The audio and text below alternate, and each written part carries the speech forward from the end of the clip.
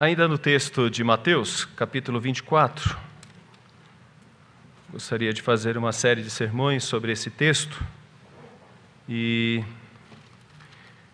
vamos utilizar o capítulo 24 e 25 para esta série de sermões. E para isso nós vamos devagar, porque o tempo é curto. Diferente dos outros pregadores que estiveram aqui, no aniversário nós temos menos tempo, então vamos ter que trabalhar com um tempo exíguo e vamos começar com o verso de número 1 e verso de número 2 do texto de Mateus, capítulo 24. Tendo Jesus saído do templo, ia se retirando, quando se aproximaram dele os seus discípulos para lhe mostrar as construções do templo. Ele, porém, lhes disse: Não vedes tudo isso?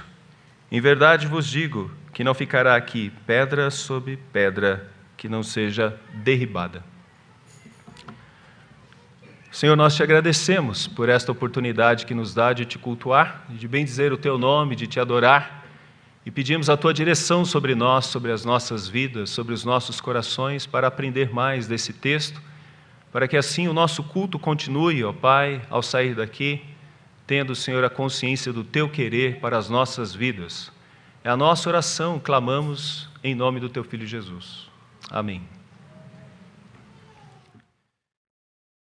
Grandes obras. O Pêndulo de Foucault, Umberto Eco, 1988, O Estrangeiro, de Albert Camus, de 1942, Os Irmãos Karamazov, de Fyodor Dostoiévski, 1880, Por Quem os Sinos Dobram, Ernest, de 1940, Ulisses, de James Joyce, de 1922, Guerra e Paz, de Tolstói, 1867. Eu tenho aqui uma lista de 150 obras, 150, e vocês já me viram falar que eu tenho pouco tempo. Mas o que eu acho interessante é que nessa lista de 150 obras, dentre elas temos Hesíodo, Homero, a Ilíada, temos tantas obras, tanta coisa, mas falta.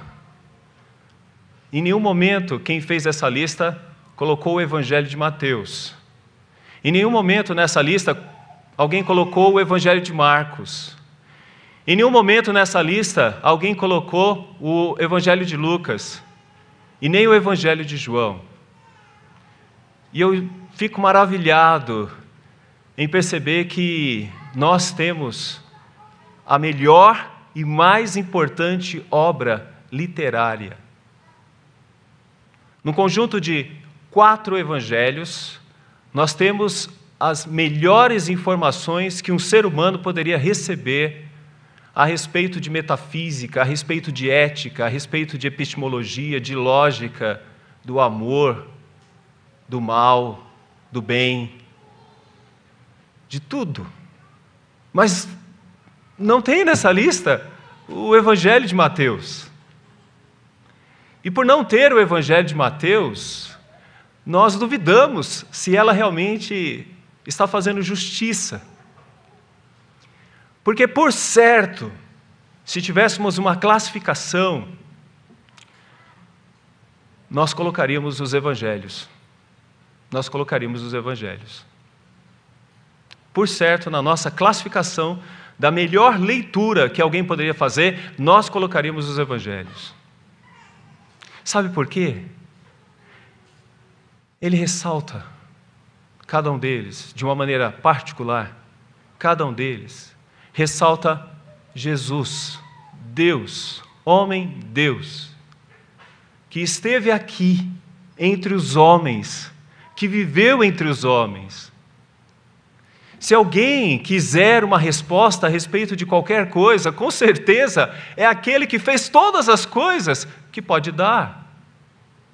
Jesus esteve no início, quando nada era, e Ele transformou todas as coisas do nada em algo. Bereshit bara Elohim. Ou seja, a palavra que deu forma, que deu sentido, que fez o universo, com cada uma das estrelas, ser de fato o que o universo é. Obra da criação de Deus. E Ele que criou todas as estrelas, e Ele que fez todas as coisas, se mostrou aos homens e esteve com Ele, a imagem real, a imagem exata do ser de Deus. E o que é mais interessante, esses homens, depois de algum tempo, escreveram e registraram, por meio da escrita, a informação mais preciosa que o mundo, que todos nós precisamos ter. A palavra de Deus. E é claro, talvez se alguém disser, mas reverendo, e os outros livros? Sim, eles são muito importantes. São muito importantes. Mas se nós olharmos para todos eles, eles apontam para os evangelhos. Quando o evangelho ainda não existia, todos eles apontavam para o evangelho. E depois que o evangelho se tornou realidade na encarnação do Verbo, tudo que foi escrito depois só tem sentido por causa do evangelho. E o mundo só tem sentido por causa dos evangelhos. E sabe o que é melhor? É acessível a qualquer ser humano, é acessível a você e a mim. Desde uma criança que está aprendendo a ler, até um senhor de muita idade, que tem dificuldades de ler pelo cansaço dos anos. Então, é algo maravilhoso o que nós temos em mão. E a nossa alegria deveria ser contagiante. Nós temos as informações mais exatas a respeito de tudo, e elas estão bem próximas a nós, estão diante de nós, estão aqui, bem próximas de nós. Nós a utilizamos no culto, mas utilizamos no nosso culto doméstico, nós a utilizamos na nossa devocional, na nossa meditação. E se eu quero algo exatamente claro a respeito de Deus e do que Ele quer para mim, eu preciso olhar o exemplo do próprio Senhor Jesus Cristo registrado nos Evangelhos. Essa é a minha primeira palavra a respeito do texto que nós vamos começar a estudar, de Mateus, capítulo 24. Quero falar um pouquinho mais sobre Mateus. O autor é aquele publicano. E um publicano tem um contato direto com judeus, ele conhece hebraico, e ele tem um contato direto com os romanos. E a língua utilizada especificamente pelos romanos, latim, mas mais especificamente a mais usada, o grego. Então, provavelmente esse texto foi escrito de duas formas, no grego e no hebraico. Agora, o que é mais interessante, provavelmente ele é escrito para uma igreja que estava crescendo com muitos judeus e com muitos gentios, a igreja de Antioquia. E esta igreja de Antioquia, que tem esse público variado, recebeu esse evangelho. Provavelmente o primeiro evangelho a ser escrito foi o de Marcos, mas logo depois, Mateus. O ano, provavelmente, da escrita é o ano 50 depois de Cristo. E a informação que ele traz responde questões pactuais para os judeus e responde questões da inclusão dos gregos na igreja. E por isso ele tem uma ênfase toda dada à importância da igreja, da existência da igreja. Ele faz um uso intenso do Antigo Testamento, e isso causa, com certeza, um impacto muito grande na população judaica. Mas faz referência da inclusão dos gentios nesta igreja, nesse pacto. Comumente, os estudiosos falam dele em 6 discursos. Eu prefiro 5, em torno de 5. Porque eu creio que há uma espécie de grande introdução nos primeiros capítulos e nos últimos capítulos uma espécie de conclusão. Mas falando desses 5 capítulos, você pode marcar aí, se você gosta de fazer anotação, geralmente é dividido com algumas expressões: ética, discipulado e missão, o reino do céu, a igreja e o fim dos tempos. Anotou? Ética, discipulado em missão, o reino do céu, a igreja e o fim dos tempos. A ética, Sermão do Monte. Lemos o finalzinho. Se lembra quando terminou? Todos ficaram, uau! Não foi um sermão do meu, não, chamou atenção, todo mundo ficou maravilhado com aquilo. Sabe por quê? Era o próprio Deus falando com os homens. Não era um escriba. Era o próprio Deus falando com eles. Discipulado em missão, os versos de 10, os capítulos de 10 a 12. O reino do céu, e aí nós temos as parábolas do reino, de 13 a 17. Esse seria o terceiro discurso. O quarto discurso, a igreja e a autoridade dela, o caráter e a sua autoridade, de 18 a 23. E depois, um dos últimos discursos, de 24 a 25, o julgamento do reino. Aí, o fim dos tempos, que é esse texto que estamos vendo agora e analisando aqui com os irmãos. Alguns dizem que são 6, não vamos entrar aqui numa discussão, mas nesse momento ficamos aqui com esses primeiros versículos desse capítulo 24. Você já leu esses versículos? Com certeza você já deve ter lido, né? Você já deve ter meditado, inclusive, neles. Mas tem grandes lições nesse texto. Tendo Jesus saído do templo, ia se retirando. Imagine, ele está saindo e ele começa a se retirar. Mas dá a impressão de que aqueles discípulos, talvez os mais chegados, chegaram assim com ele e falaram: Senhor, vem cá, vamos ver uma coisa. Olha isto! E mostrou a edificação do templo. O templo estava passando por um momento maravilhoso de reformas pelos Herodes, desde o primeiro Herodes, o grande. E o templo estava cada vez mais suntuoso, com uma estrutura fantástica e protegido por uma fortaleza, a fortaleza de Antônia. E Jesus vai saindo e os discípulos: venham cá, venha ver. E aí eles mostram as construções do templo, e Jesus lhes disse: não vedes tudo isso? Em verdade vos digo que não ficará aqui pedra sobre pedra que não seja derribada.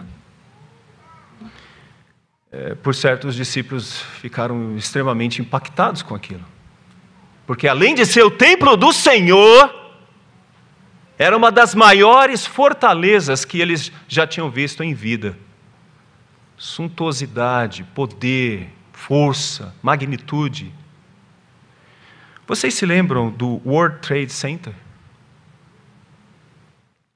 Até 2000, o ano 2000, até o ano 2000, por certo, ninguém diria que aquelas torres iriam desabar. Ninguém diria assim: olha, isso aí vai cair, isso aí vai ficar tudo derribado, não vai ficar pedra sobre pedra. Meus irmãos, é esse o impacto que os discípulos estão recebendo. Algo mais ou menos parecido com isso. O World Trade Center, que foi construído em 4 de abril de 1973, a sua inauguração, durante muito tempo considerado uma das forças máximas em termos de um prédio, a estrutura, né, a magnitude daquele prédio, 417 metros, né, 368 pés. Na manhã de 11 de setembro de 2001, vocês se lembram disso? Lembra? Na manhã de 11 de setembro de 2001, os sequestradores, membros da organização fundamentalista islâmica Al-Qaeda em alguns lugares, colidiu com 2 aviões, 2 Boeings 767 contra as torres, e em pouco tempo elas estavam no chão, e tinha um número de 2.753 mortes. Ninguém diria isso. Os discípulos estão impactados com o que Jesus Cristo disse. Só que esta não foi a primeira vez que Jesus Cristo disse. Olha o capítulo 23 e veja alguns versículos anteriores e observe algumas coisas que Jesus diz. Pode ver do verso 31. Capítulo 23, olha o verso 31. Assim contra vós mesmos testificais que sois filhos dos que mataram os profetas. Enchei vós, pois, a medida de vossos pais, serpentes, raça de víboras. Como escapareis da condenação do inferno? Por isso, eis que eu vos envio profetas, sábios e escribas. A uns matareis e crucificareis, a outros açoitareis nas vossas sinagogas e perseguireis de cidade em cidade, para que sobre vós recaia todo o sangue justo derramado sobre a terra, desde o sangue do justo Abel até o sangue de Zacarias, filho de Baraquias, a quem mataste entre o santuário e o altar. Em verdade vos digo que todas estas coisas hão de vir sobre a presente geração. Jerusalém, Jerusalém, que mata os profetas e apedreja os que foram enviados. Quantas vezes quis eu reunir os teus filhos, como a galinha junta os seus pintinhos debaixo das asas, e vós não o quisestes. Eis que a vossa casa vos ficará deserta. Preste bastante atenção nisso. Eis que a vossa casa vos ficará deserta. Declaro-vos, pois, que desde agora já não me vereis, até que venhas a dizer, bendito o que vem em nome do Senhor. Meus irmãos, por que os discípulos pegaram Jesus e o chamaram para ver aquelas pedras daquele templo, aquela construção? Porque o que Jesus disse antes não tinha lógica, não era razoável. Como que aquela construção poderosa e suntuosa viria abaixo? Como? Olha o tamanho daquelas pedras. Olha o tamanho. Eles não chamaram Jesus para ver a suntuosidade, do tipo, olha como é bonita esta construção. Olha como ela é linda. Tal como alguns que já foram na Torre Eiffel e viram a magnitude da Torre Eiffel, ou então da Estátua da Liberdade. No nosso caso, o Cristo Redentor. Não! Ele não chamou meramente para mostrar que é uma coisa artística e bela. Eles chamaram Jesus porque eles falaram, olha, não é possível que isso aqui venha a ser derribado. Não é possível. Senhor, muitas coisas que tu falas, a gente aceita, mas essa parece ser complicada de aceitar, Senhor. Por que o World Trade Center se tornou vítima da Al-Qaeda? Não somente o World Trade Center, mas o Pentágono e um outro avião que iria para a Casa Branca. Porque é uma mensagem que eles queriam passar. E que mensagem eles queriam passar? Que eles não temiam o poder econômico dos capitalistas. Que ele não temia o poder bélico dos capitalistas. E que eles não temiam a democracia dos capitalistas. É isso que eles tentaram passar. O templo cair seria como se ruísse as esperanças. Isso já tinha acontecido no passado, não poderia acontecer de novo. É como se os discípulos não acreditassem que aquilo poderia acontecer. E por isso eles apresentam o templo para o Senhor Jesus. E sabe o que Jesus diz?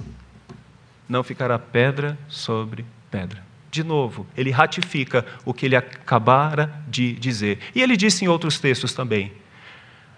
Ele ratifica dizendo, não ficará pedra sobre pedra. Não ficará.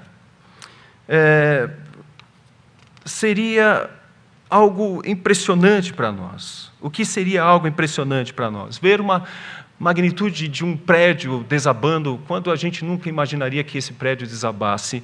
Mas isso já aconteceu. No nosso século, na nossa época, nós presenciamos isso. Agora, o que é interessante para nós nesse texto é que Jesus mostra para esses discípulos que com isso estava começando uma nova era, o fim dos tempos. E se alguém está imaginando, porque agora que nós temos Covid, estamos no fim dos tempos? Não. Já teve muitas e muitas pragas e pode ser que venham outras. O fim dos tempos começa quando o Senhor Jesus Cristo ressuscita e sobe aos céus. E quando o Senhor Jesus Cristo ressuscita e sobe aos céus, não é necessário mais o templo, porque Cristo é o templo. Nós estamos num templo, mas mais importante do que o templo é aquele que estamos adorando aqui, que é o nosso templo. Essa é a beleza daqueles que enxergam pela fé a grandiosidade da obra de Cristo. A grandiosidade da obra de Cristo. Nós podemos aqui tirar algumas lições. O que isso nos ensina, meus irmãos? Que por vezes a nossa confiança está no objeto errado. Nós fomos ensinados no nosso Brasil a guardar amuletos, como se eles nos dessem algum tipo de sorte. Sentar em determinado lugar, não pegar em determinadas coisas, não passar por debaixo de uma escada, não deixar o chinelo emborcado. Nós somos ensinados a crer em objetos, ou seja, nós somos ensinados a crer em coisas que não têm sentido. O templo só estava tendo sentido até que Cristo concretizasse a obra dele. Depois disso, ele deixaria de existir. Deixaria de existir. É isso, meus irmãos, que esse texto nos ensina, que por vezes a nossa segurança não está no hino que nós cantamos, mas está na nossa conta bancária. A nossa segurança está na condição política do nosso país. Esse presidente vai resolver todos os nossos problemas. Ele que vai ser a nossa esperança. Esse é o problema. E brigamos uns com os outros. Eu sou de direita, eu sou de esquerda. Eu não quero você na minha família, eu não quero você. E perdemos a referência de onde deve estar a nossa segurança. Que segurança! E por vezes queremos que Deus aceite a nossa lógica. Senhor, deixa eu dizer, não é razoável que isso tudo seja destruído, Senhor. Ficou tão bonito e é tão bom. É o nosso melhor templo. Por vezes a gente quer aqui dar umas dicas para Deus. Senhor, eu queria que a Maria fosse a minha esposa, Senhor. Ela seria melhor. Ou então do tipo, eu queria, Senhor, que o meu filho fosse desse jeito, Senhor, que não desse trabalho, sabe, porque eu ficaria tão mais contente, eu seria tão mais servo teu com os meus filhos, não dando problema, Senhor. Senhor, eu queria que tudo desse certo, que ninguém na minha família morresse, Senhor, porque, olha, como é duro perder alguém. Nós não conseguimos, meus irmãos, de maneira alguma dar coordenadas para Deus. Os discípulos, de alguma forma, pensavam que isso poderia ser possível. Ou queriam entender melhor o que Jesus Cristo estava dizendo. Mas nós não temos condições para isso. Nós não damos orientações para Deus e dizemos, Senhor, se o Senhor fizer desse jeito, eu vou ser muito melhor para a tua glória. Outra lição, que é maravilhoso, antes de querer guiar a Deus, sermos guiados por Ele. Eles chamaram Jesus de canto e apresentaram, olha, Senhor, olha isso aqui. Jesus olha para eles e fala, não ficará pedra sobre pedra. E parece ser terrível isso. É o nosso World Trade Center desabando. Mas sabe que isso foi bom? Porque naquele momento estava sendo testificado que o verdadeiro templo é aquele no qual nós dedicamos a nossa fé com referência clara na pessoa do Senhor Jesus Cristo. Que maravilhoso é ser guiado por Deus. E Deus tinha total convicção de que aquele templo deveria ser destruído. Porque os verdadeiros adoradores não adoram aqui ou acolá, mas os verdadeiros adoradores adoram em espírito e em verdade. Então, aqui nesse lugar, e na casa onde as pessoas estão nos seguindo, temos os verdadeiros adoradores. Não depende do templo. Eu não preciso ir para Jerusalém para fazer um sacrifício lá. Eu posso facilmente servir ao Senhor já aqui. É assim que começa o sermão profético do Senhor Jesus Cristo, dizendo que no futuro o templo seria destruído. E aí me dá outra expressão para ensiná-los. É maravilhoso ser guiado por Deus e Ele nos dá segurança. Que segurança! Que segurança! Sabe por quê? Jesus Cristo, ele vai ressaltar nesse texto do capítulo 24 a destruição de Jerusalém. E vai acontecer no ano 70, do jeitinho que o Senhor falou. A cidade foi sitiada por Tito, que logo depois se tornará imperador. E foi algo tão marcante, mas tão marcante, que criaram um arco em Roma. E se você já foi a Roma, você viu esse arco lá. Eu espero que tenha visto. E eu gostaria que você falasse assim: reverendo, eu fui lá sim. E lá eu louvei a Deus, porque eu sei que o meu Senhor não mente, e quando Ele fala, acontece. Eu posso confiar, e eu posso ter total segurança nele. Eu posso crer nele. Porque esse arco que está lá, retrata aquilo que Jesus Cristo disse 30 e poucos anos antes de acontecer. A destruição de Jerusalém. E assim começa uma nova fase que o texto de Mateus 24 nos explica. A fase que estamos vivendo agora, dos últimos dias. A fase entre a primeira vinda e a segunda vinda de Cristo. Então, por favor, não pense que o mundo está acabando por causa do Covid-19. A gente não sabe. O que a gente sabe é que a qualquer momento Cristo pode voltar. Mas uma coisa nós já podemos dizer: esse Senhor Deus, revelado a nós no Evangelho, Jesus Cristo, Ele disse que ia acontecer isso com Jerusalém. Ela ficaria desolada. E foi isso que aconteceu. Jerusalém mais uma vez ficou desolada e se tornou terra terrível, devastada. Para iniciar uma nova era. E que nova era é essa? Do Evangelho, da palavra, de Cristo sendo pregado para todas as nações e se transformando no Salvador de todas as nações.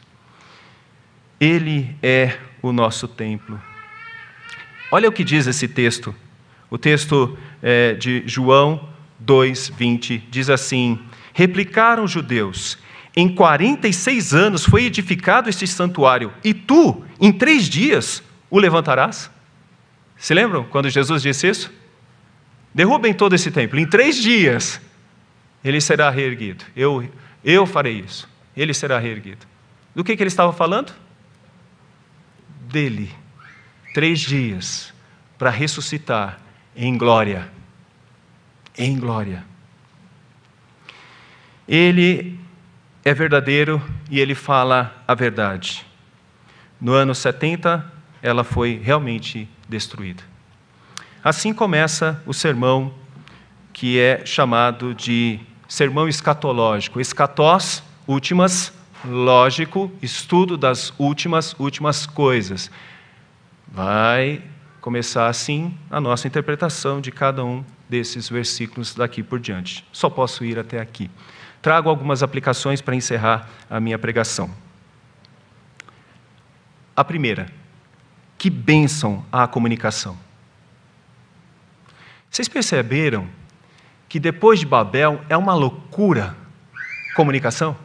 Vocês perceberam isso? Depois de Babel é terrível a comunicação. Mas é interessante que depois do Evangelho a comunicação fica mais fácil. Vocês viram que depois que Jesus Cristo morreu, Ele pediu para os discípulos ficarem, e eles ficam na festa, que é chamada Festa de Pentecostes, e ali acontece um milagre fantástico. As línguas passam a ser entendidas. Ponto, Ásia, Panfilha, Capadócia, Cirene, Mesopotâmia, todos estavam ouvindo as grandezas de Deus na sua língua. Por meio de quem? Por meio dos discípulos. E aí, eles não têm mais confusão, há uma união, e eles começam a entender. Gente, esse foi o primeiro boom de entendimento, de desenvolvimento, de comunicação. Nós estamos vivendo isso.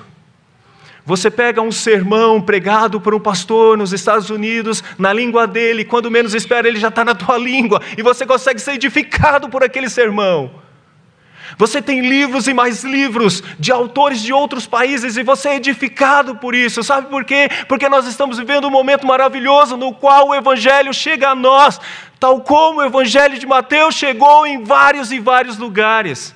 Porque eles pegavam esse livro e copiavam de novo, copiavam de novo, copiavam de novo, copiavam de novo, copiavam de novo, porque a cada momento que abria uma igreja, o Evangelho precisava ser anunciado naquele lugar, e as pessoas maravilhavam-se com essas letras, e vibravam com isso, e isso mudou o mundo.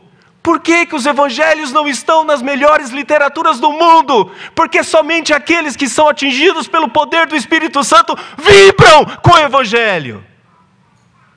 Quem não é tocado pelo Espírito Santo imagina que isso aqui é uma historinha, mas quem vê o poder das letras do Evangelho ama, delira, vibra, fica feliz, mesmo se perde um parente pelo Covid-19, porque se esse é crente, ele está com o Senhor, está gozando das alegrias do Senhor. Vocês conseguem perceber que aqui está a solução para tudo?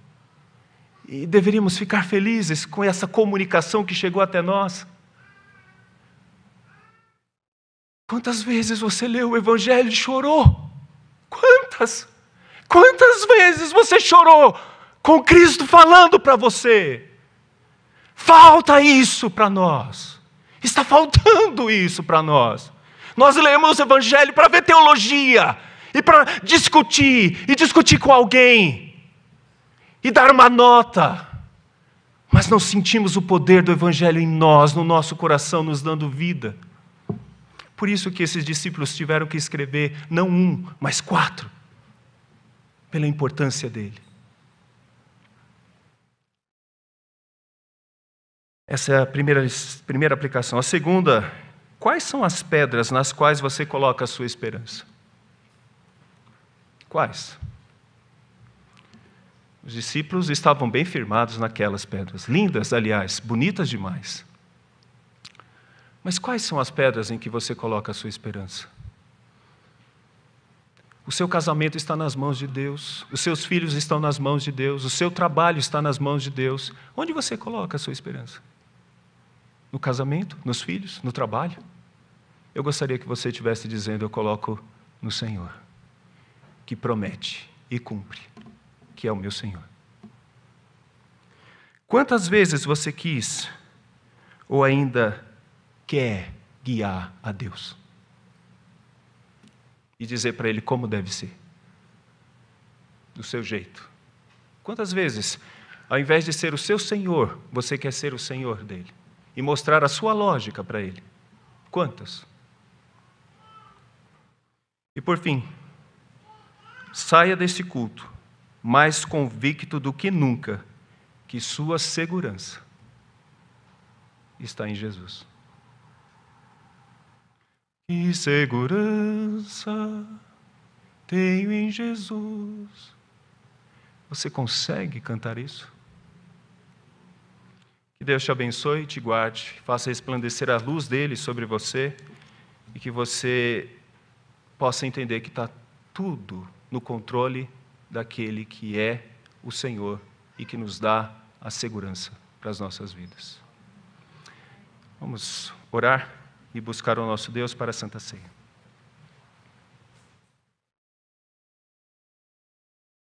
Amado Deus, Santíssimo Pai, recebe a nossa gratidão, porque da mesma forma que a Tua palavra escrita toca os nossos corações, a Tua palavra sacramental toca as nossas almas, e nos faz entender, ó Pai, o grande amor manifestado a nós na cruz. Que grande amor, ó Pai, que grande amor nos concedeu, a ponto de sermos chamados filhos Teus, ó Senhor. Nós te agradecemos e te louvamos por fazer parte desse povo, e rogamos, ó Deus, que este alimento espiritual que vamos provar agora. Nos dê forças para mostrar a luz do Teu Evangelho a outros que ainda se perdem e estão distantes de Ti. Alguns que estão fracos na fé e não conseguem perceber o grande tesouro que estão abrindo mão.